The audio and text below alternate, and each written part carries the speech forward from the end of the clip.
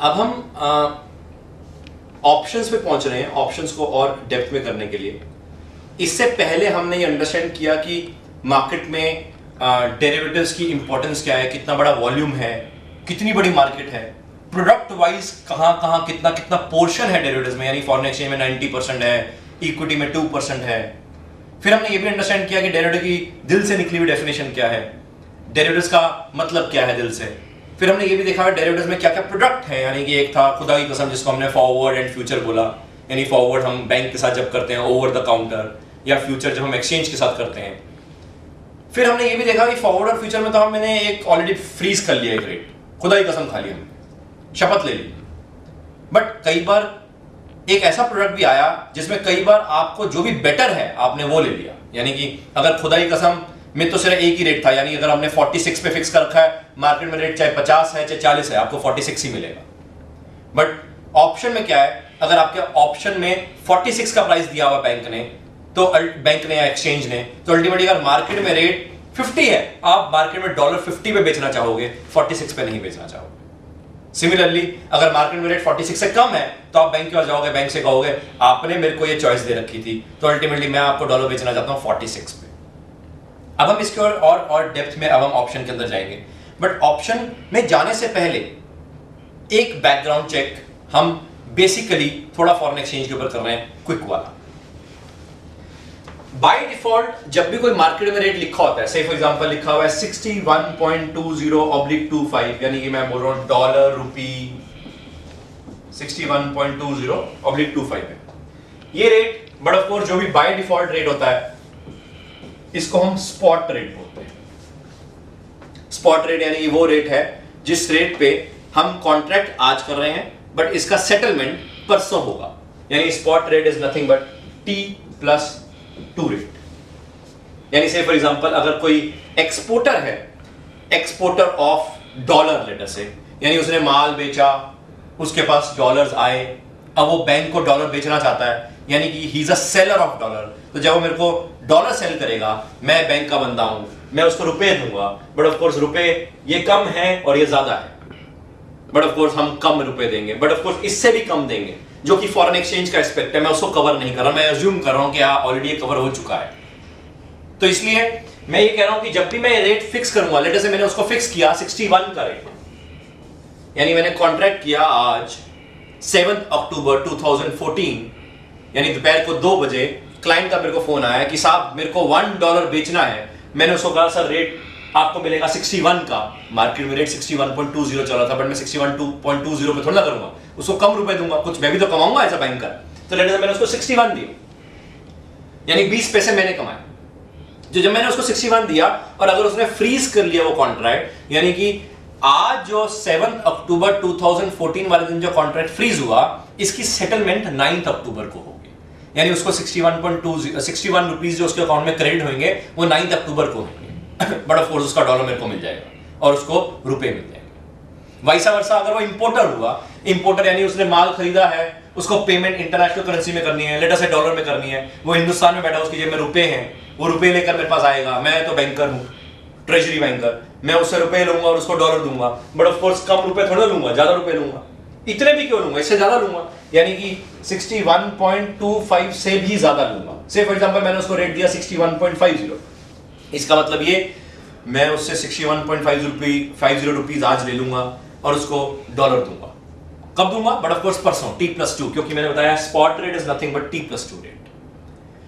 Client कहता नहीं sir मेरे को तो रेट अभी चाहिए और सेटलमेंट भी आज ही चाहिए, यानी कि मेरे को परसों तक वेट नहीं करना, मेरे को तो भाई साहब पैसे की आज जरूरत है, या डॉलर की या रुपए की, either which ways.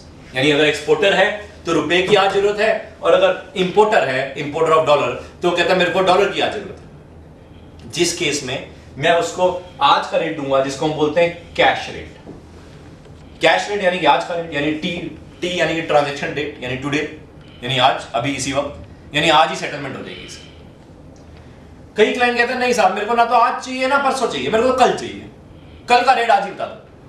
But of course कल का रेट अगर आज ही बता दूं तो उसको हम टॉम रेट बोलते हैं, यानी कि T+1। आपने शायद ऑब्जर्व नहीं किया मेरी लैंग्वेज को, मैं दोबारा रिपीट कर रहा हूं, मैं ये बोल रहा हूं स्पॉट रेट वो रेट है जो बाय डिफॉल्ट मार्केट में अवेलेबल होता है, बाय डिफॉल्ट, यानी ये रेट बाय डिफॉल्ट अवेलेबल है। बट कैश रेट और term rate by default available नहीं होता, कैलकुलेट करते हैं, कैलकुलेट किया जाता है। कौन करता है? But of course treasury banker करेगा। कैसे कैलकुलेट करता है वो मेरे एम्बिट में नहीं है, वो मैं कवर नहीं कर रहा हूं। मैं अज्यूम कर रहा हूं कि आपको फॉरेन एक्सचेंज में ऑलरेडी कवर कर दिया गया होगा।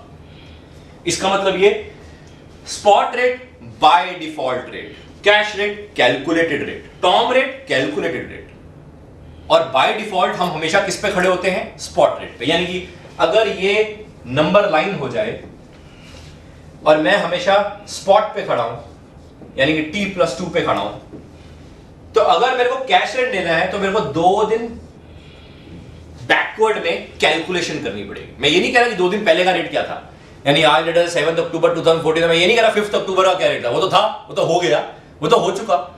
5 अक्टूबर का क्या रेट था, 6 अक्टूबर का क्या रेट था, 7 अक्टूबर में सुबह 9 बजे का क्या रेट था, 10 बजे का क्या था, 11 बजे का क्या था, अब तो 12 बजे खड़े हुए हैं। मैंने ये नहीं बोला कि 12 बजे से पहले 2 दिन पहले क्या रेट था। मैं तो ये कह रहा हूं अगर आज ही अगर मेरे को एक्सपोर्टर डॉलर देता है और मैं उसको आज रुपए देता हूं, तो आज का रेट कैसे कैलकुलेट करेंगे?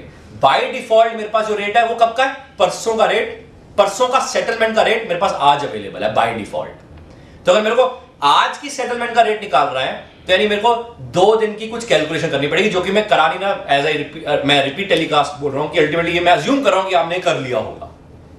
तो इसका मतलब ये cash rate T rate, term rate T+1, हम बाय डिफॉल्ट कहां पे खड़े? हम तो यहां पे खड़े, स्पॉट पे खड़े। बाय डिफॉल्ट हमेशा स्पॉट पे खड़े, चाहे करेंसी है चाहे इक्विटी है। इक्विटी में भाई साहब लिखा रहा है Reliance stock 1000 rupees, spot rate है यार, T+2 है। इसका मतलब अगर मेरे को खरीदना है तो परसों 1000 पे चले जाएंगे, रिलायंस का शेयर आ जाएगा मेरे डीमैट अकाउंट में, रिलायंस का शेयर आ जाएगा मेरे सेविंग्स अकाउंट से, पैसा चले जाएगा। और अगर मैं रिलायंस का शेयर बेचना है तो मेरे डीमैट अकाउंट से रिलायंस का शेयर चले जाएगा और मेरे अकाउंट में 1000 पे आ जाएंगे। तो अल्टीमेटली T+2 रेट है हमेशा, हर मार्केट में by default rate spot rate है। स्पॉट रेट से आगे यानी बियॉन्ड T+2 अगर मेरे को कुछ भी करना है बियॉन्ड T+2 तो उसको हम डेरिवेटिव बोलते हैं। यानी डेरिवेटिव एक तरह से बियॉन्ड स्पॉट शुरू होता है, बियॉन्ड T+2 शुरू होता है। और डेरिवेटिव में सबसे बेसिक चीज जो है उसको हम खुदा की कसम कहते हैं, यानी फॉरवर्ड या फ्यूचर। यानी फॉरवर्ड, फ्यूचर, ऑप्शन, स्वैप्स, यानी सारे तरह के जो डेरिवेटिव्स होते हैं बियॉन्ड किसके बाद होंगे? बियॉन्ड स्पॉट के बाद। यानी कि फॉरवर्ड, फ्यूचर, ऑप्शन, स्वैप सारे बियॉन्ड स्पॉट होंगे। फिलहाल तो मैं ये बता रहा हूं ऑप्शन पे मेरे को पहुंचना है। ऑप्शन पे पहुंचने के लिए मैं एक भूमि का एक बेस बना रहा हूं अल्टीमेटली, एंड मैं उस बेस में यह बता रहा हूं आपको कि बियॉन्ड स्पॉट यानी स्पॉट से आगे अगर मैं खुदा की कसम खाता हूं तो उसको फॉरवर्ड या फ्यूचर बोलते हैं। इसका मतलब ये फॉरवर्ड और फ्यूचर भी कैलकुलेट किया जाता है। कैसे कैलकुलेट किया जाता है मैंने आपको बताया कि मैं वो नहीं बता रहा कि कैसे कैलकुलेट किया जाता है, मैं अज्यूम कर रहा हूं कि आपने वो सीख रखा है कि कैसे कैलकुलेट किया जाता है। यानी कि spot rate by default rate है, कैश रेट, टर्म रेट या फॉरवर्ड फ्यूचर रेट कैसे कैलकुलेट होता है मैं उसमें नहीं जा रहा अल्टीमेटली। सिंस मैं उसमें नहीं जा रहा बट ऑप्शन में जा रहा हूं, तो अब मैं ऑप्शन का लिंक कर रहा हूं एक एग्जांपल के साथ। यानी कि अब आपको ये समझ आ गया कि अल्टीमेटली 4 तरह के रेट्स होते हैं, कैश, टर्म, स्पॉट, फॉरवर्ड या फ्यूचर का rate. Spot rate by default है, cash rate, term rate and forward या फ्यूचर का रेट कैलकुलेट करते हैं। कौन करते हैं? ट्रेजरी वाले करते हैं, ट्रेजरी बैंकर। भाई ट्रेजरी बैंकर ही करेंगे। 90% of the world derivative market ultimately currency की, और करेंसी का जो मेजरली पोर्शन है ओवर द काउंटर, तो ओवर द काउंटर में कौन करेगा? Treasury banker.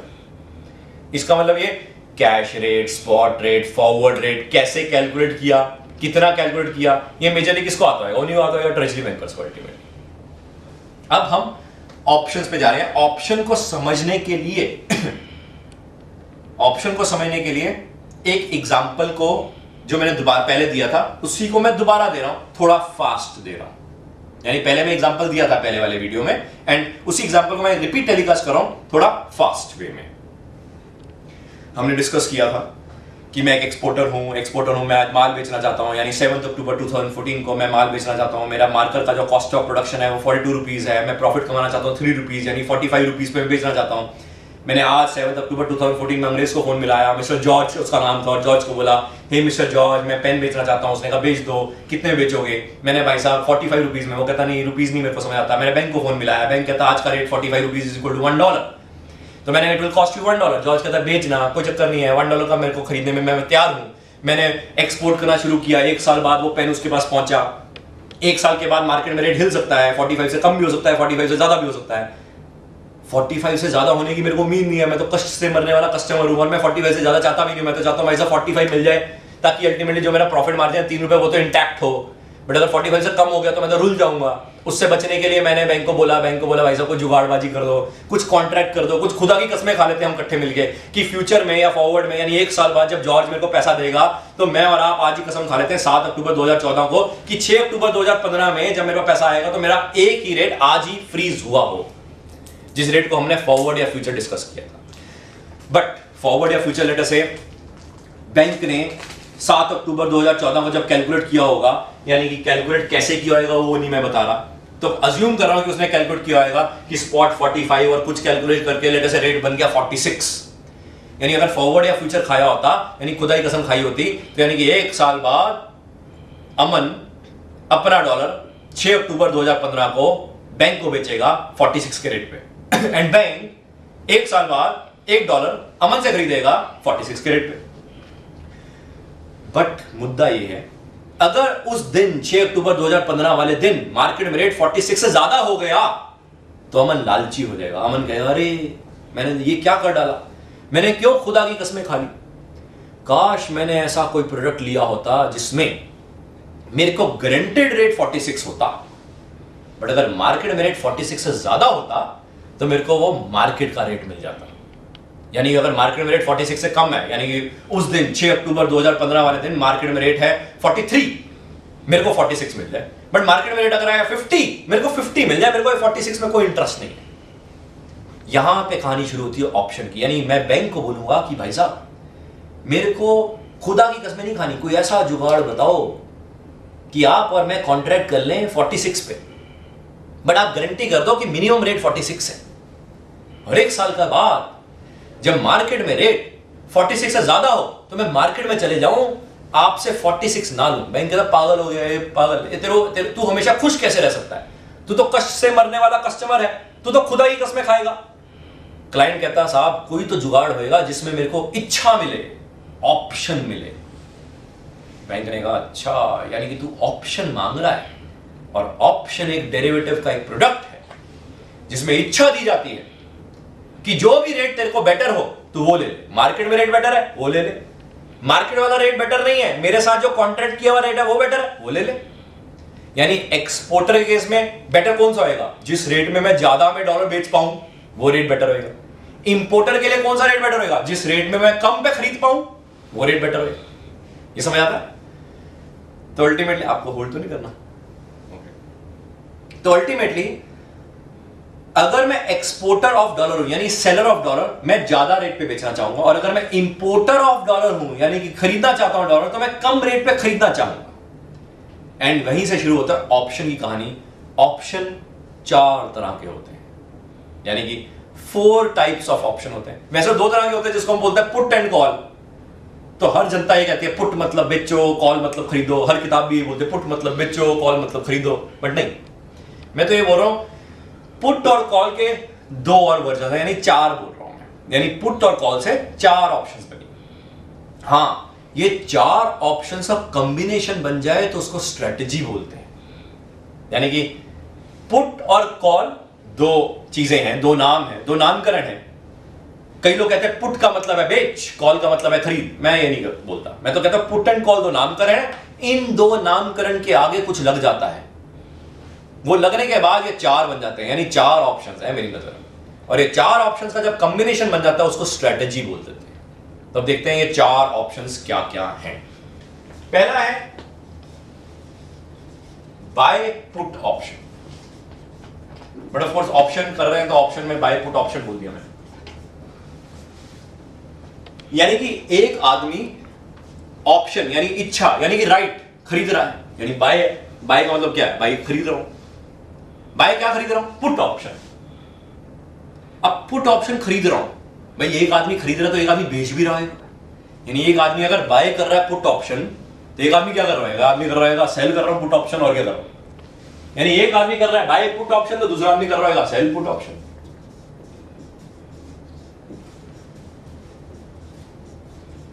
मतलब समझते हैं अभी, यानी बाय पुट का मतलब क्या और सेल पुट का मतलब क्या है, ये मतलब समझते हैं। बट फिलहाल तो ये देख रहे हैं कि चार तरह के ऑप्शन, दो हो गई, दो और दूसरी है बाय कॉल ऑप्शन, यानी एक आदमी बाय कर रहा है कौन सी ऑप्शन, कॉल ऑप्शन, यानी bye call option.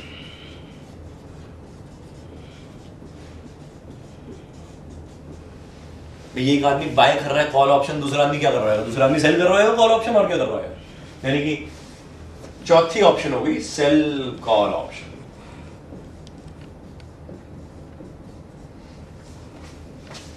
Sell call option,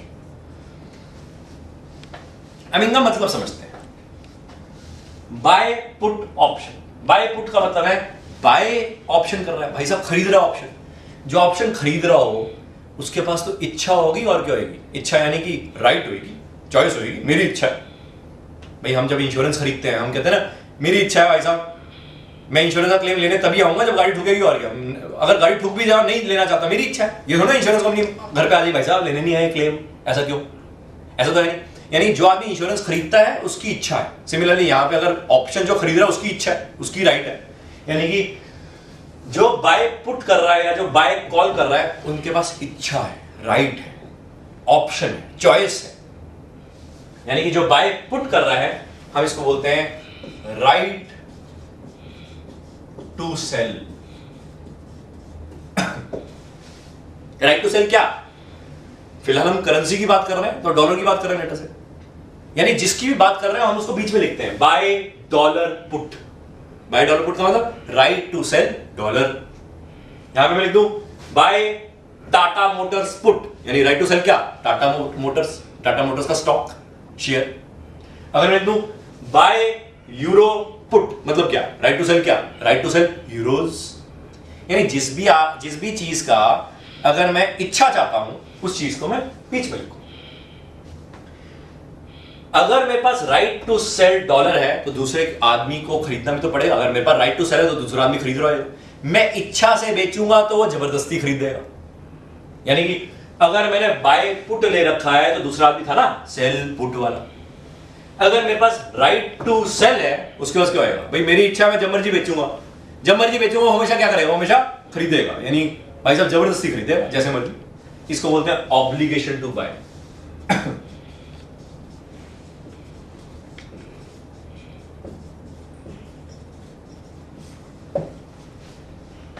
यानी कि एक आदमी बेचेगा तो एक आदमी खरीदेगा, ये इच्छा से बेचेगा, ये नहीं कि ये आएगा घर पे भाई साहब मेरे को खरीदने का मन कर रहा भाई, अरे इंश्योरेंस किसके पास है, ऑप्शन किसके पास है, इसके पास है भाई, तो ये जब जाएगा तो ये मना नहीं कर पाएगा। सिमिलरली बाय कॉल ऑप्शन का मतलब right to buy. Right to buy क्या, वही भाई करेंसी की बात कर रहे हैं, तो अगर मैं बोलूं बाय डॉलर कॉल ऑप्शन यानी राइट टू बाय डॉलर, मैं बोलूं बाय यूरो कॉल ऑप्शन यानी right to buy euro, buy Nifty call option यानी right to buy Nifty. Nifty के ऊपर भी तो लोग खेलते हैं, तो अल्टीमेटली खेलना मतलब हम लेटर ऑन समझेंगे प्रॉब्ली, आई डोंट नो इस वीडियो में या प्रॉब्ली किसी और वीडियो में, कि खेलना यानी स्पेकुलेशन यानी डेरिवेटिव हेजिंग के लिए भी यूज होता है और स्पेकुलेशन के लिए भी यूज होता है, बट फिलहाल मैं हेजिंग का कॉन्सेप्ट अभी बता रहा हूं फिलहाल। तो बाय कॉल ऑप्शन का मतलब है राइट टू बाय। सिमिलरली भाई इसके पास हमेशा इच्छा है खरीदने की, जब इसकी इच्छा ये है भाई साहब मेरे को खरीदना है तो दूसरा आदमी क्या करेगा, हमेशा जबरदस्ती उस आदमी को हमेशा बेचना पड़ेगा, यानी इसके पास हमेशा क्या होगा, ऑब्लिगेशन टू सेल।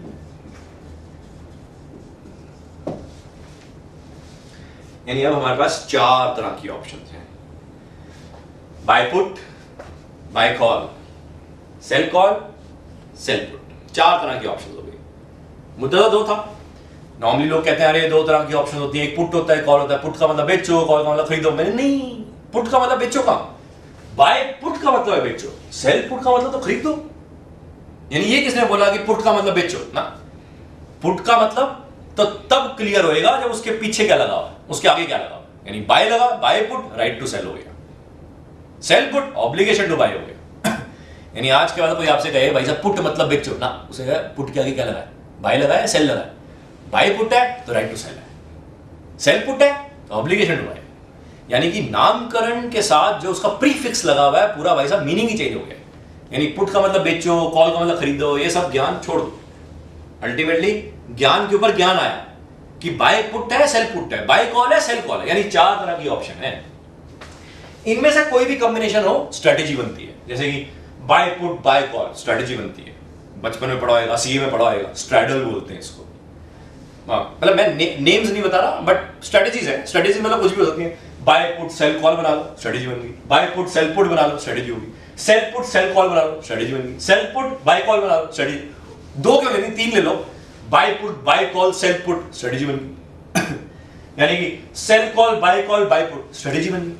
यानी combination of options is a strategy. यानी अभी तक हमें यह क्लियर हुआ कि ऑप्शंस में 4 तरह की हैं, buy put, buy call, sell put, sell call. तो यानी कि इसका मतलब हम अगर रिकैप करें तो हमें अभी तक यह समझ आया कि ऑप्शंस की पैदाइश तभी हुई क्योंकि लोगों को पता लगा अरे फॉरवर्ड और फ्यूचर तो खुदा की कस्में हैं, खुदा की कस्में हैं।